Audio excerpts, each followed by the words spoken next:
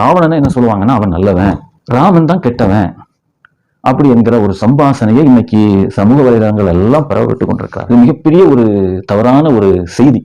இந்த செய்தியை ரொம்ப தெளிவாக நம்ம படம் பிடித்து காட்டலாம். ஒரே இடத்துல 58 அதை ரொம்ப சுருக்கமாக சொல்கிறது.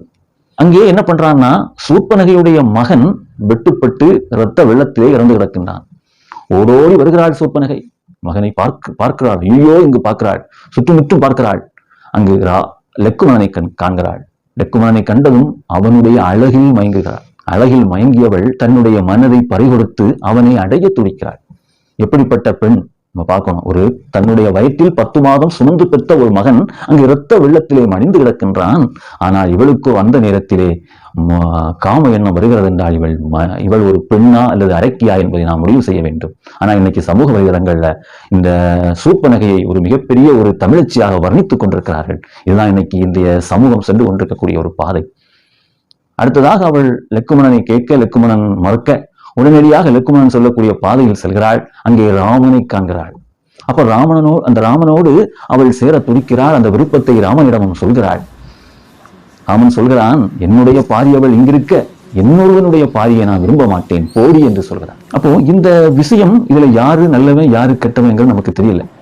இன்னமும் அதை புரியாதபடி சில அன்பர்கள் ராவணன் சிறந்த மன்னன், சிறந்த தமிழன் என்கிற பேச்சுக்கெல்லாம் இன்னைக்கும் பேசிக் கொண்டிருக்கிறாங்க. ராவணன் இன்னொருவனுடைய மனைவியை அபகரித்து செல்கின்றான்.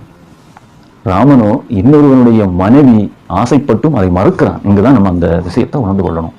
ஏன்னா ராவணனுடைய பிறப்பு என்பதே காம எண்ணத்துடைய ஒரு வெளிப்பாடு.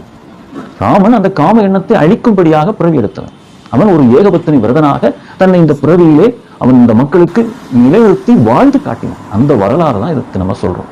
இதுல இருந்து எவ்வளவு தூரம் இன்னமும் அந்த சமூக வலைதளங்கள்ல தவறான செய்திகள் பரப்பப்பட்டு வருகின்றன என்பதை நம்ம உணர்ந்து கொள்ளணும். ஆகவே நம்மளுடைய கடமை என்னன்னா, அந்த ராம அவதாரத்தினுடைய சிறப்பையும் அதனுடைய சூட்சமான கருத்துக்களையும் எல்லா மக்களிடம் நம்ம எடுத்து செல்லணும்.